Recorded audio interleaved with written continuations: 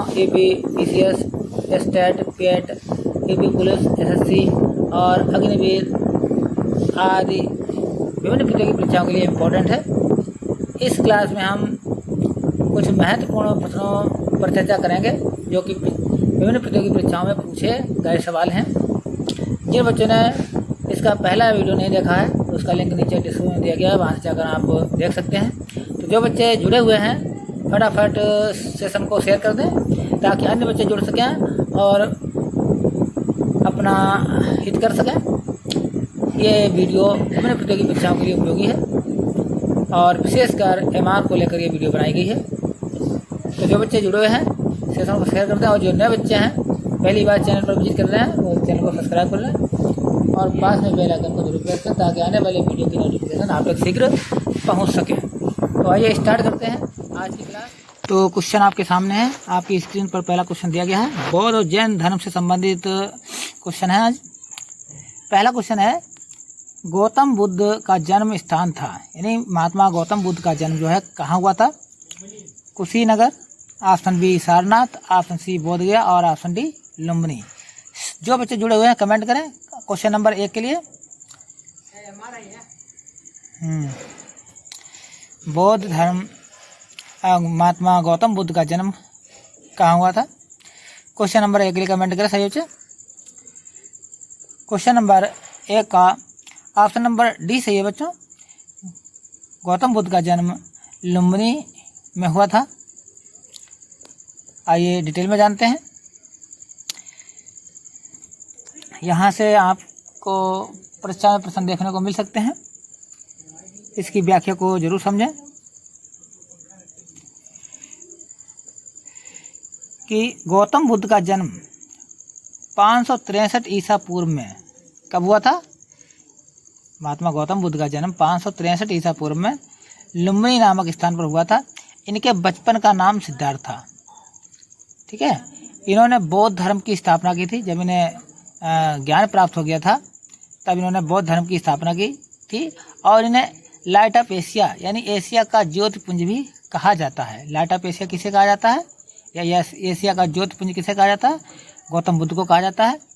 गौतम बुद्ध ने जब घर को छोड़ दिया था या गृहत्याग कर दिया था तो इस घटना को बौद्ध धर्म में महाविनिष्क्रमण कहा जाता है और इनकी जब मृत्यु हुई थी तो उसको महापरिनिर्वाण के नाम से जाना जाता है। यहाँ से प्रश्न परीक्षा में बन सकते हैं बच्चों कि गृह त्याग की घटना को बौद्ध धर्म में किस नाम से जाना जाता है और इनकी मृत्यु जब हुई थी तो उसे किस नाम से जाना जाता है।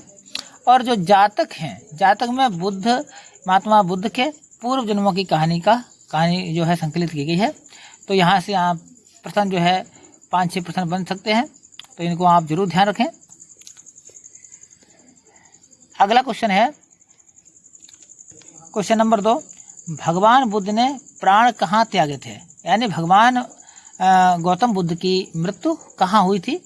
Option A Rajgir, option B Bodhgaya, option C Sarnath और option D Kushinagar. Question number 2 के लिए कमेंट करें। क्वेश्चन नंबर 2 के लिए कमेंट करें सही बच्चे। क्वेश्चन नंबर 2, क्वेश्चन नंबर 2 का ऑप्शन नंबर डी सही है, कुशीनगर। भगवान गौतम बुद्ध की मृत्यु जो है कुशीनगर में हुई थी। 483 ईसा पूर्व में गौतम बुद्ध की मृत्यु हुई थी और उसमें इनकी अवस्था 80 वर्ष की थी। और जब इनकी मृत्यु हुई थी इस बौद्ध ग्रंथों में इस घटना को महापरिनिर्वाण के नाम से जाना जाता है। अगला क्वेश्चन है, बुद्ध किस वंश से संबंधित है? महात्मा गौतम बुद्ध किस वंश से संबंधित है? Option A Jnatrak, option B Maurya और option D option C Shakya और ऑप्शन डी कुरु। तो इस प्रश्न का जवाब है ऑप्शन नंबर सी, शाक्य वंश से संबंधित है।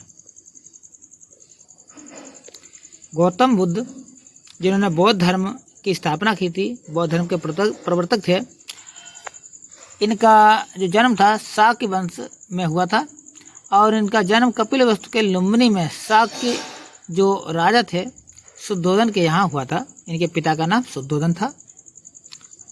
अगला क्वेश्चन है, बुद्ध ने अपना प्रथम धर्म संदेश या धर्म उपदेश कहाँ पर दिया था? यानी महात्मा बुद्ध ने जब ज्ञान प्राप्त किया, ज्ञान प्राप्त करने के बाद उन्होंने अपना पहला धर्म उपदेश जो था कहाँ पर दिया था? पहला उपदेश कहाँ दिया था? ऑप्शन ए है Rajgriha, option B Pataliputra, option सी बोधगया और option D Sarnath. Question number 4 के लिए कमेंट करें सभी बच्चे। क्वेश्चन नंबर 4, क्वेश्चन नंबर 4 का ऑप्शन नंबर डी है सारनाथ में। गौतम बुद्ध ने ज्ञान प्राप्त करने के उपरांत अपना प्रथम उपदेश सारनाथ में दिया था। उन 5 ब्राह्मणों को दिया था जो इनके साथ, जिन्होंने इनका साथ छोड़ दिया था।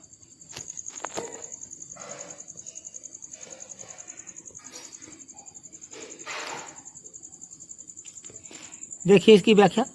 गौतम बुद्ध ने अपना प्रथम धर्म संदेश या उपदेश सारनाथ में दिया था, जिसे बौद्ध ग्रंथों में धर्म चक्र प्रवर्तन के नाम से जाना जाता है। बुद्ध ने अपने उपदेश पाली भाषा में दिए थे। यहाँ से प्रश्न बन सकता है, भगवान गौतम बुद्ध ने अपने जो उपदेश दिए थे वो किस भाषा में दिए थे? पाली भाषा में दिए थे। पाली भाषा में दिए थे और इन्होंने सर्वाधिक उपदेश, सबसे ज़्यादा उपदेश जो है कौशल की राजधानी श्रावस्ती में दिए थे। कौशल की जो राजधानी है श्रावस्ती, वहाँ पर सबसे ज़्यादा धर्म उपदेश अपने उपदेश दिए थे। तो यहाँ से बच्चों प्रश्न बन सकते हैं, इसलिए इस व्याख्या को जरूर समझें। अगला क्वेश्चन है, विभिन्न प्रतियोगी परीक्षाओं में पूछे गए प्रश्न है बच्चों, प्रथम बौद्ध परिषद कहाँ आयोजित की गई थी? आपके ऑप्शन है, option A Vaishali, option B Kashmir, option C Rajgriha और option D Pataliputra. Question number 5, question number 5, question number 5 के लिए जवाब दें सही बच्चे। क्वेश्चन नंबर 5 का ऑप्शन नंबर सी सही है, राजगृह में। प्रथम बौद्ध संगीत या परिषद का आयोजन राजगृह में किया गया था।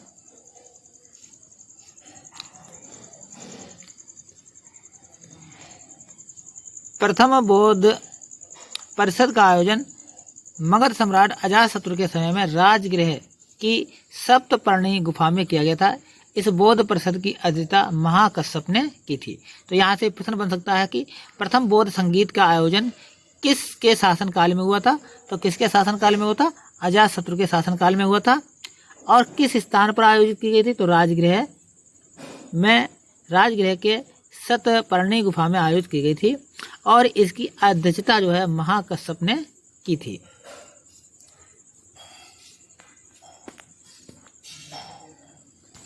अगला क्वेश्चन है, 5वीं बौद्ध परिषद का आयोजन किसने किया था? आपके जवाब हैं option A Ashok, option B Kanishka, option C Harsha और option D Bindusar. Question number 6, question number 6,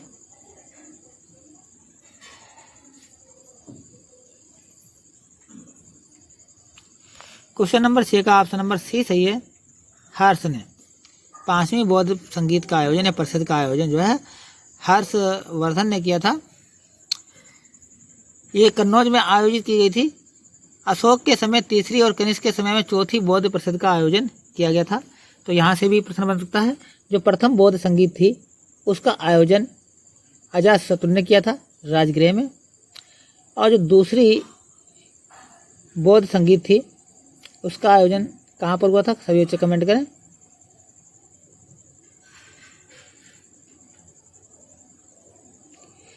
दूसरी बौद्ध संगीत का आयोजन वैशाली में हुआ था,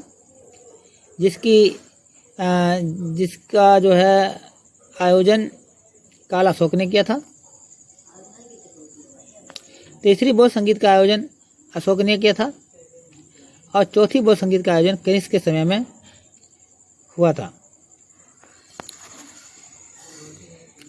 क्वेश्चन नंबर 7, क्वेश्चन नंबर 7 है, बुद्ध का अर्थ क्या है? बुद्ध का अर्थ ज्ञान प्राप्त, ऑप्शन बी धर्म प्रचारक, ऑप्शन सी प्रतिभाशाली और ऑप्शन डी शक्तिशाली। क्वेश्चन नंबर 7, क्वेश्चन नंबर 7 का जवाब दें सही बच्चे। क्वेश्चन नंबर 7 का ऑप्शन नंबर ए सही है। बुद्ध का अर्थ होता है ज्ञान प्राप्त करना।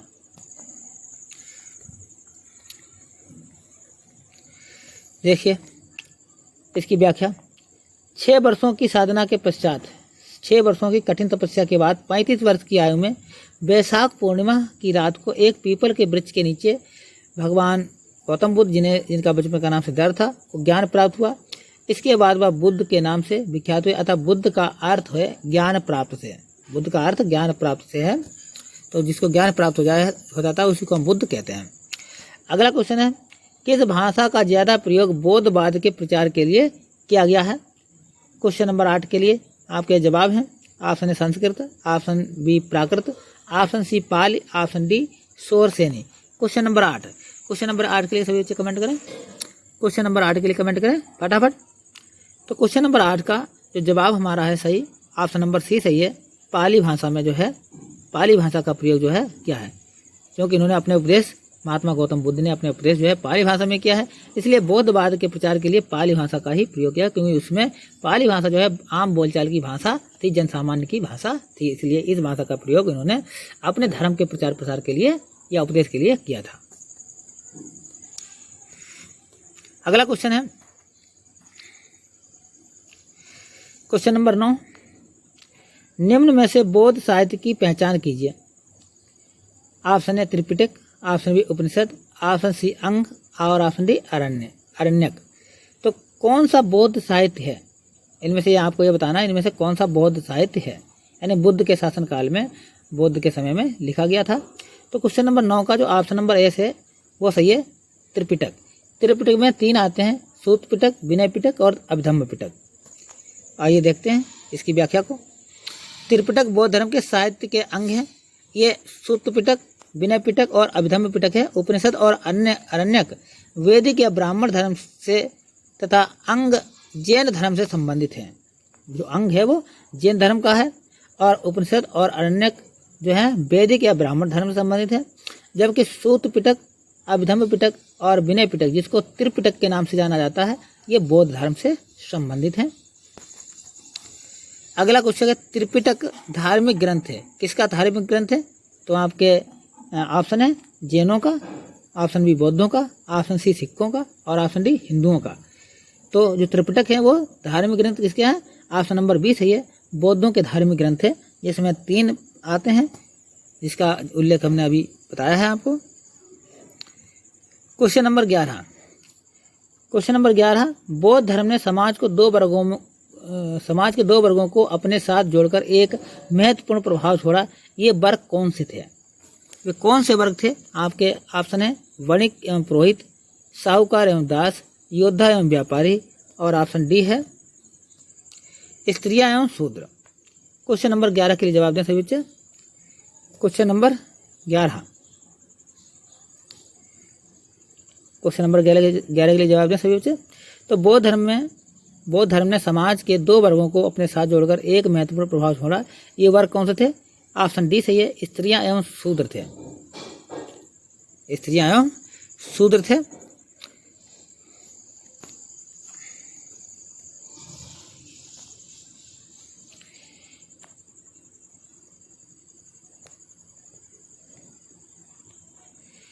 बौद्ध धर्म ने स्त्रियों और शूद्रों के लिए अपने द्वार खोलकर समाज पर एक गहरा प्रभाव जमाया। ब्राह्मण धर्म ने स्त्रियों और शूद्रों को एक ही दर्जे में रखा और उनके लिए ना यज्ञोपवीत संस्कार का विधान किया और ना वेदाध्ययन का। बौद्ध धर्म ग्रहण करने पर उन्हें इस अधिकार यानी हीनता से मुक्ति मिल गई।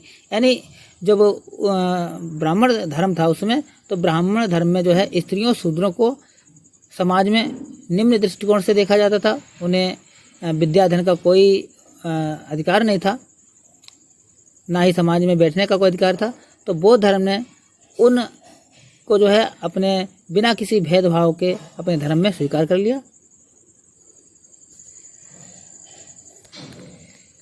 क्वेश्चन नंबर 12, अजंता कलाकृतियाँ किससे संबंधित हैं? हड़प्पा काल से, मौर्य काल से, बौद्ध काल से या गुप्त काल से? क्वेश्चन नंबर 12, क्वेश्चन नंबर 12 का जवाब दें सभी बच्चे। जो अजंता की कलाकृतियाँ हैं, अजंता की कलाएँ हैं, आकृतियाँ हैं, वो किस से संबंधित है, किस काल से संबंधित है? तो क्वेश्चन नंबर 12 का ऑप्शन नंबर डी सही है, गुप्त काल से संबंधित है। अजंता की जो गुफाएं हैं उनमें जो कलाकारी की गई है वो गुप्त काल से संबंधित है। क्वेश्चन नंबर 13, बुद्ध ने अपना प्रथम प्रवचन या प्रथम उपदेश कहाँ दिया था? Option a Gaya, option b Sarnath, option c Pataliputra, option d Vaishali. तो बुद्ध ने अपना प्रथम प्रवचन कहाँ दिया था? Question number 13 option number b सही है, सारनाथ में अपना पहला प्रवचन, पहला उपदेश जो है सारनाथ में दिया था, जिसकी व्याख्या हम पहले ही कर चुके हैं। क्वेश्चन नंबर 14, बौद्ध धर्म निम्न में से किन मतों पर विश्वास करता है? पहला है दुनिया दुखों से भरी है, दूसरा है लोगों को दुख उनकी इच्छाओं के कारण होते हैं, ऑप्शन सी यदि इच्छाओं पर काबू या नियंत्रण पा लिया जाए तो निर्वाण मिल जाएगा, और ऑप्शन डी ईश्वर और आत्मा के अस्तित्व को स्वीकार करना चाहिए। क्वेश्चन नंबर 14 यानी किन मतों पर विश्वास करता है? क्वेश्चन नंबर 14 के लिए कमेंट करें सभी बच्चे। तो कूट में दिए गए हैं, कूट में ये तीनों सही हैं ऊपर के।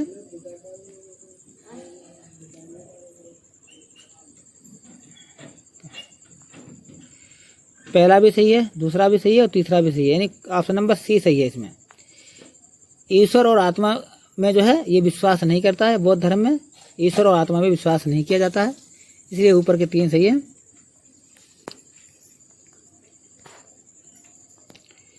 क्वेश्चन नंबर 15, चित्रकला की गांधार शैली का सूत्रपात किसके द्वारा किया गया था?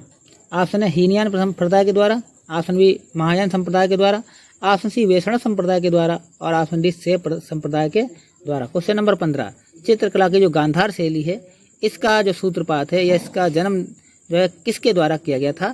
क्वेश्चन नंबर 15 का ऑप्शन नंबर बी सही है, महायान संप्रदाय के द्वारा किया गया था।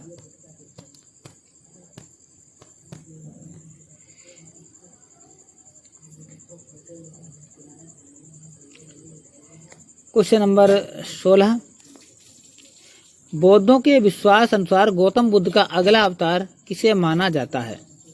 ऑप्शन है Atreya, option b Maitreya, option c Nagarjuna, और ऑप्शन डी कल्कि।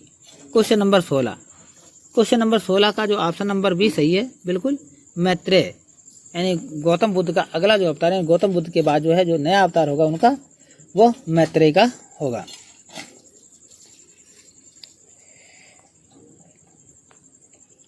गौतम यानी बौद्धों के विश्वास के अनुसार गौतम बुद्ध का अगला अवतार मैत्रेय को माना जाता है, और इन्हें भावी बोधिसत्व भी कहा जाता है, यानी भविष्य में इन्हें बोधिसत्व कहा जाएगा। इनका प्रतीक चिन्ह कलश होगा। इस उद्देश्य पर महावस्तु ललित विस्तार और सुघोषकृत बुद्ध चरित्र महत्वपूर्ण पुस्तकें हैं। अगला क्वेश्चन है, धातु से बने सिक्के सबसे पहले प्रकट हुए थे, यानी सबसे पहले किस काल में प्रयोग हुए थे या उत्पन्न हुए थे?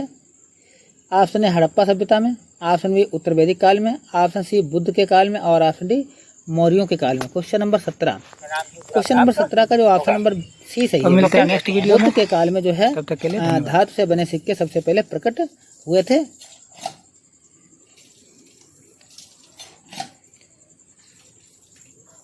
देखिए इसकी व्याख्या को, भारत के प्राचीनतम धातु के सिक्कों को जो 5वीं और अथवा 6वीं शताब्दी ईसा पूर्व यानी बुद्ध के काल के हैं, पंचमार्क अथवा आहत सिक्के कहा जाता है। इनको क्या कहा जाता है? पंचमार्क के नाम से जानते हैं अथवा आहत सिक्कों के नाम से जानते हैं। ये अधिकांशतः चांदी के बने होते थे, परंतु कुछ तांबे के भी आहत सिक्के प्राप्त हुए।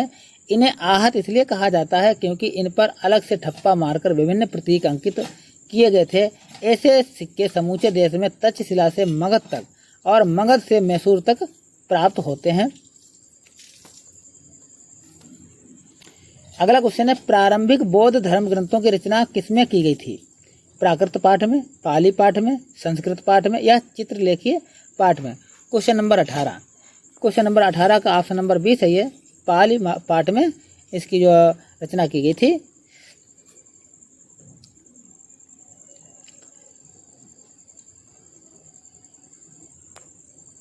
प्रारंभिक बौद्ध ग्रंथों की रचना पाली पाठ में की गई थी। पाली उस समय की आम जनों की भाषा थी। बाद में बौद्ध ग्रंथ संस्कृत में भी लिखे गए थे। क्वेश्चन नंबर 19 है, आरंभिक बौद्ध साहित्य किस भाषा में रचे गए थे? ऑप्शन ए पाली में, ऑप्शन बी संस्कृत में, ऑप्शन डी अरेमैइक में और ऑप्शन डी प्राकृत भाषा में। क्वेश्चन नंबर 19 है, तो क्वेश्चन नंबर 19 का ऑप्शन नंबर ए सही है, क्योंकि बौद्ध ग्रंथों या तो बौद्ध साहित्यों की जो है भाषा जो है वो पाली भाषा थी। क्वेश्चन नंबर 20, निम्न लिखित में बौद्धों का पवित्र ग्रंथ कौन सा है? Option a Upanishad, option b Veda, option c Tripitaka और option d Jataka. Question number 20, question number 20 के लिए कमेंट करें नीचे। बौद्धों का सबसे पवित्र ग्रंथ कौन सा है? तो क्वेश्चन नंबर 20 का ऑप्शन नंबर सी सही है, त्रिपिटक है।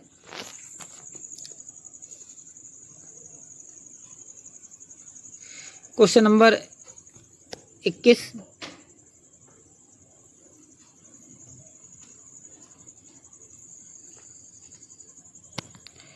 निम्नलिखित में से किसके शासनकाल के दौरान प्रसिद्ध अजंता गुफाओं में उत्कीर्णन का काम सबसे पहले शुरू किया गया था? ऑप्शन ए है Kadamba, option B Satavahana, option C Rashtrakuta और ऑप्शन डी मराठा। तो क्वेश्चन नंबर 21 के लिए कमेंट करें सही उत्तर, यानी किसके शासनकाल के दौरान प्रसिद्ध अजंता गुफाओं में उत्कीर्णन यानी कलाकारी का काम शुरू किया गया था? तो क्वेश्चन नंबर 21 के लिए कमेंट करें सही उत्तर। क्वेश्चन नंबर 21 का जो ऑप्शन नंबर वी सही है बिल्कुल, सातवाहन वंश के दौरान जो है शासनकाल में जो है इसका उत्खनन हुआ था, उत्कीर्णन हुआ था, गुफाओं में कलाकारी की गई थी। आइए इसकी व्याख्या को देखते हैं।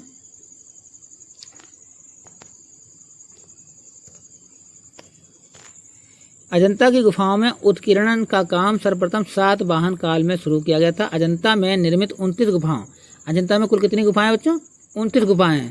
गुफाओं की संख्या कितनी है पूछी जा सकती है। अजंता में गुफाओं की संख्या कितनी है? 29 है। में से वर्तमान में केवल 6 ही शेष हैं, 6 ही शेष बची हैं, जिनमें गुफा संख्या 16 और 17 के चित्रों का संबंध गुप्त काल से है। ये भी पूछा जा सकता है कि गुफा संख्या 16 और 17 का संबंध किस काल से है? तो ऑप्शन हमारा उत्तर हो जाएगा गुप्त काल से है।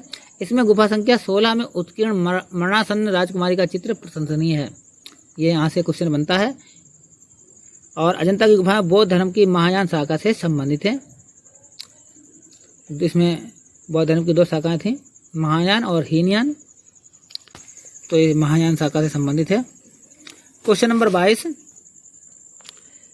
निम्न में से कौन सा एक भारत में उत्पन्न सबसे बाद वाला बौद्ध धर्म का ग्रंथ है? यानी सबसे बाद में कौन सा बौद्ध ग्रंथ जो है रचा गया था? ऑप्शन ए है दिव्य वंदना, ऑप्शन बी दोहा कोसा और ऑप्शन सी वज्र छेदिका और ऑप्शन डी वाम सात पाकसिनी। तो क्वेश्चन नंबर 22 के लिए कमेंट करें सभी बच्चे। क्वेश्चन नंबर 22 का ऑप्शन नंबर डी सही है, वाम सात पाकसिनी जो है ग्रंथ सबसे बाद में रचा गया था।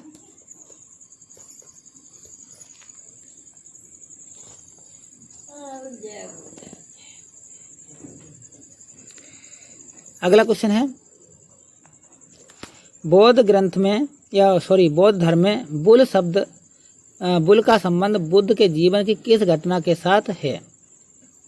ऑप्शन ए जन्म से, ऑप्शन बी प्रबोध से, ऑप्शन सी प्रबोध से, ऑप्शन बी महाविनिष्क्रमण से और ऑप्शन डी महापरिनिर्माण से। क्वेश्चन नंबर 23 के लिए कमेंट करें। जो बुल का संबंध जो है किस से है? मानी गौतम बुद्ध के किस घटना से संबंधित है? गौतम बुद्ध के जीवन की किस घटना से संबंधित है? तो क्वेश्चन नंबर 23 का ऑप्शन नंबर ए सही है। बुल का मतलब होता है सांड, ये अंग्रेजी में लिखा है और हिंदी में होता है सांड। सांड का संबंध जो है, सांड किसका प्रतीक है? गौतम बुद्ध के जीवन में जन्म से संबंधित है। और महाविनिष्क्रमण किससे संबंधित है? कमेंट करें। और महापरिनिर्माण किससे संबंधित है? इसको कमेंट बॉक्स में सही बच्चे कमेंट करें।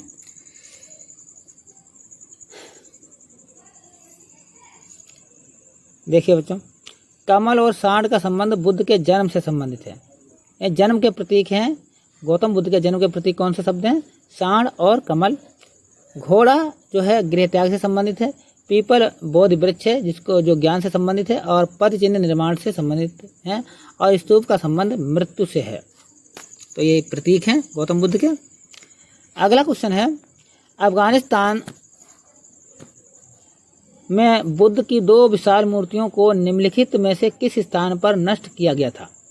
ऑप्शन ए कंधार में, ऑप्शन बी याकाउला में, और ऑप्शन सी बामियान में, और ऑप्शन डी मजार शरीफ में। क्वेश्चन नंबर 24 के लिए कमेंट करें। क्वेश्चन नंबर 24 का ऑप्शन नंबर सी सही है। बामियान में जो है इनकी विशाल मूर्तियों को जो है नष्ट किया गया था। अगला क्वेश्चन है, गौतम बुद्ध ने निम्नलिखित में से किस स्थान पर महापरिनिर्वाण प्राप्त किया था?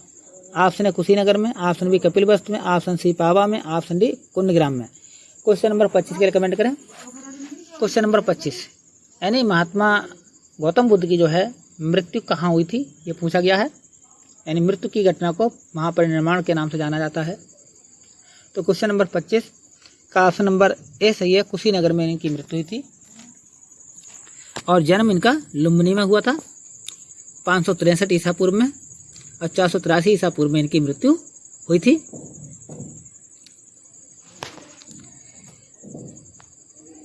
बुद्ध की मृत्यु को बौद्ध धर्म में महापरिनिर्वाण कहा जाता है, जो 80 वर्ष की अवस्था में कुशीनगर में चुंद द्वारा अर्पित भोजन करने के बाद हो गई थी।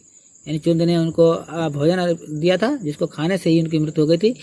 तृष्णा के क्षीण हो जाने की अवस्था को बुद्ध ने निर्वाण कहा है। बुद्ध के गृहत्याग की घटना को महाविनिष्क्रमण के नाम से जाना जाता है। अगला क्वेश्चन है, भारत में 5वीं शताब्दी के प्राचीन विश्वविद्यालय की स्थापना कहाँ की गई थी? यानी भारत में 5वीं शताब्दी में जो प्राचीन विश्वविद्यालय था उसकी स्थापना कहाँ हुई थी? ऑप्शन ए वाराणसी में, ऑप्शन बी गया में, ऑप्शन सी नालंदा में, और ऑप्शन डी तक्षशिला में। क्वेश्चन नंबर 26, क्वेश्चन नंबर 26 के लिए कमेंट करें जो बच्चे जुड़े हुए हैं। क्वेश्चन नंबर 26, भारत का प्राचीन विश्वविद्यालय कौन सा है? तो ऑप्शन नंबर क्वेश्चन नंबर 26 का ऑप्शन नंबर सी सही है, नालंदा विश्वविद्यालय। 5वीं शताब्दी में प्राचीन विश्वविद्यालय की स्थापना कहाँ की गई थी? नालंदा में की गई थी, जिसे नालंदा विश्वविद्यालय के नाम से जाना जाता है। और इसकी स्थापना जो है कुमार गुप्त प्रथम के द्वारा 415 से 455 के बीच इनका शासन कर रहा है, इसी बीच जो है की गई थी। और प्रसिद्ध चीनी यात्री हुएन सांग ने यहाँ पर 18 महीने रहकर जो है पढ़ाई की थी। और इसके समय में शीलभद्र यहाँ के कुलपति थे। उसमें यहाँ के कुलपति कौन थे? शीलभद्र थे। और नालंदा विश्वविद्यालय के प्रसिद्ध विद्वानों में चंद्रगोमिन, शांतिरक्षित तथा कश्मीरी भिक्षुक और पद्म संभव शामिल थे। अगला क्वेश्चन है, बुद्ध को प्रबोध कहाँ प्राप्त हुआ था? Option b option a Sarnath में, ऑप्शन बी बोधगया में, ऑप्शन सी कपिलवस्तु में, ऑप्शन डी राजगृह में। क्वेश्चन नंबर 27, क्वेश्चन नंबर 27 के लिए कमेंट करें। क्वेश्चन नंबर 27 का ऑप्शन नंबर बी सही है, बोधगया में। यानी ज्ञान कहाँ प्राप्त हुआ था? बोधगया में प्राप्त हुआ था। क्वेश्चन नंबर 28, बुद्ध धम्म और संघ मिलकर कहलाते हैं? त्रिरत्न कहलाते हैं, त्रिवर्ग कहलाते हैं, त्रिसर्ग कहलाते हैं, या त्रिमूर्ति कहलाते हैं? तो बुद्ध धम्म और संघ मिलकर जो है ऑप्शन नंबर 28 का ऑप्शन नंबर ए सही है, त्रिरत्न के नाम से जाने जाते हैं। यानी बुद्धम शरणम गच्छामि, धम्मम शरणम गच्छामि और संघम शरणम गच्छामि, ये बुद्ध के 3 रत्न हैं। इच्छा सब कष्टों का कारण है। इच्छा सब कष्टों का कारण, इसका प्रचार करने वाला धर्म कौन सा है? ऑप्शन ए बुद्ध धर्म, ऑप्शन बी जैन धर्म, ऑप्शन सी सिख धर्म, और ऑप्शन डी हिंदू धर्म। क्वेश्चन नंबर 29, क्वेश्चन नंबर 29 का ऑप्शन नंबर ए सही है, बौद्ध धर्म है। इच्छा सब कष्टों का कारण है। यानी इच्छा जब तक आपकी है तब तक आपकी जो है कभी भी शांत नहीं हो सकती इच्छा। एक इच्छा पूर्ण होने के बाद दूसरी इच्छा जागृत हो जाएगी। तो इच्छा के पूर्ण न होने पर हमें कष्ट होता है, दुख होता है, और दुख ही कष्टों का कारण है।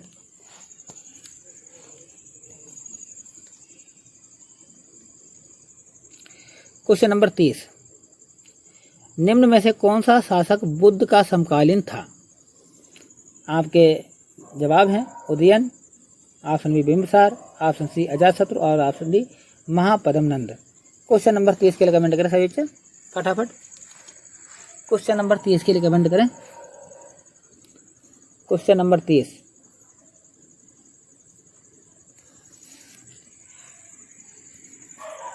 Question number 30। तो यहाँ पर जो ऑप्शन दिए गए हैं, तो ऑप्शन के अनुसार इसमें ए बी सी तीनों सही हैं, डी सही नहीं है क्योंकि इसके ऑप्शन त्रुटिवश हैं। तो आपको ध्यान रखना है कि जो बुद्ध के समकालीन शासक थे, एक तो उदयन थे, बिंबिसार थे, अजातशत्रु थे, महापद्मनंद नहीं थे। ठीक है बच्चों, ये बुद्ध के समकालीन नहीं थे।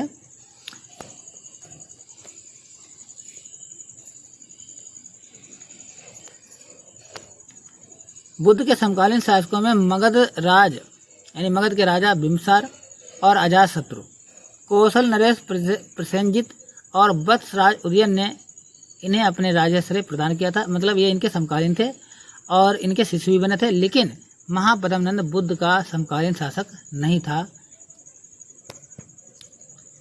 अगला क्वेश्चन है, तमिल का गौरव ग्रंथ जीवक चिंतामण किस धर्म से संबंधित है? ऑप्शन ए जैन धर्म, ऑप्शन बी बौद्ध धर्म, ऑप्शन सी हिंदू धर्म, ऑप्शन डी ईसाई धर्म। Question number 31। क्वेश्चन नंबर 31 का ऑप्शन नंबर ए सही है, जैन धर्म से संबंधित था।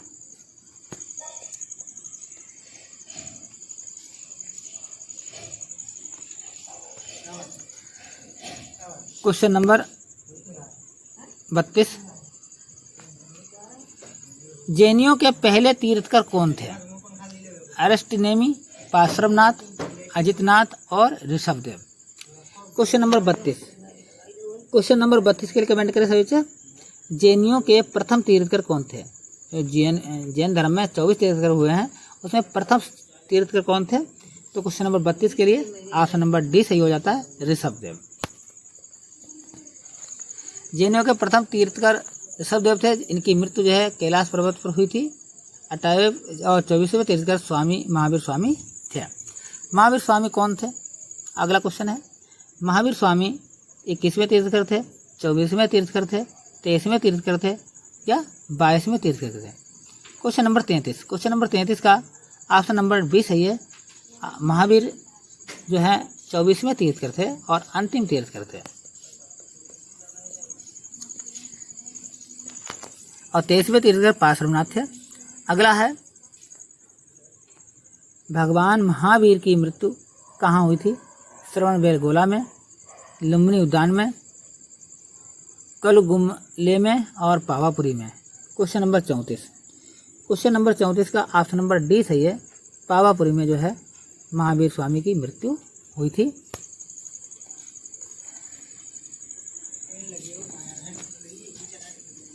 अगला, महावीर की माता का क्या नाम था?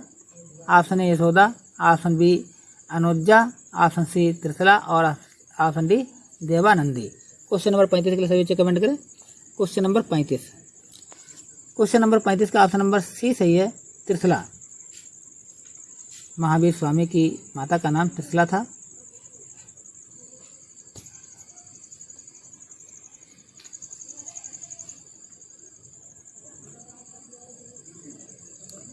क्वेश्चन नंबर, इसकी व्याख्या देखिए। महावीर स्वामी के बचपन का नाम वर्धमान था और जैन जनश्रुतियों के अनुसार या अनुश्रुतियों के अनुसार इनके पिता सिद्धार्थ के दो अन्य नाम श्रेयांश और येषांश मिलते हैं। इनकी माता त्रिशला के भी दो नाम हैं, प्रियकारिणी और विदेह दत्ता आदि हैं, तो इनको भी ध्यान रखना बच्चों। अगला है, महावीर स्वामी का 26वां जन्मोत्सव कब मनाया गया? ऑप्शन ए है 2000 ईस्वी में, ऑप्शन बी 2006 ईस्वी में,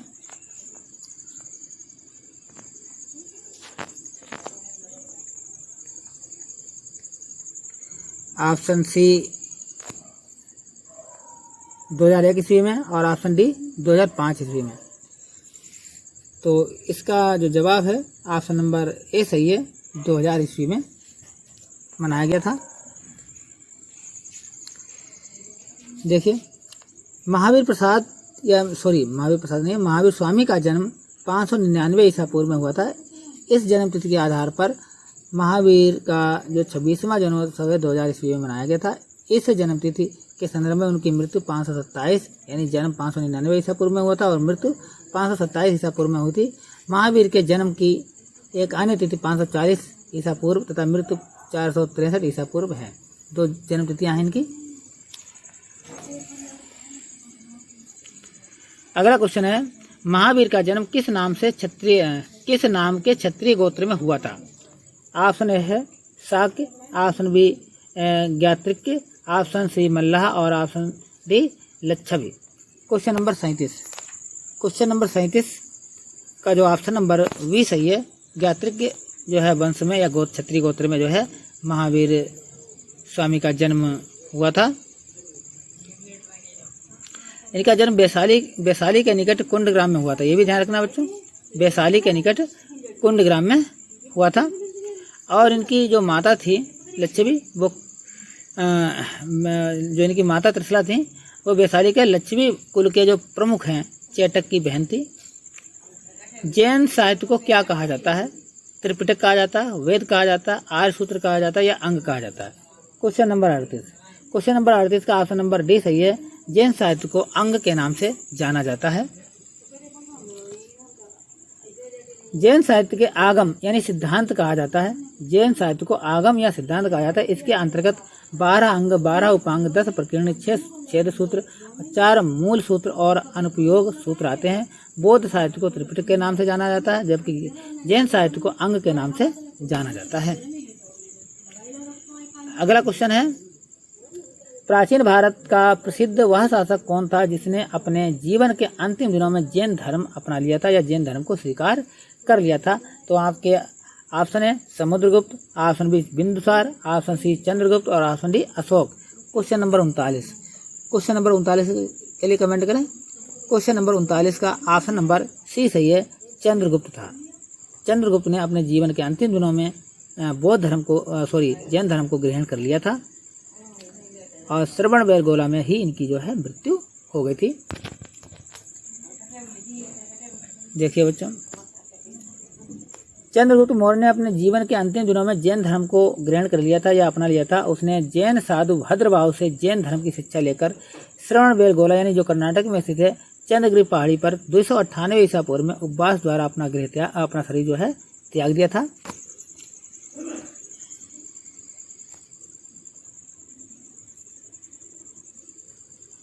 तो आज की क्लास बच्चों यहीं तक, और अब अगले नेक्स्ट वीडियो में इसके आगे के क्वेश्चन हम लेकर आएंगे। तब तक के लिए धन्यवाद।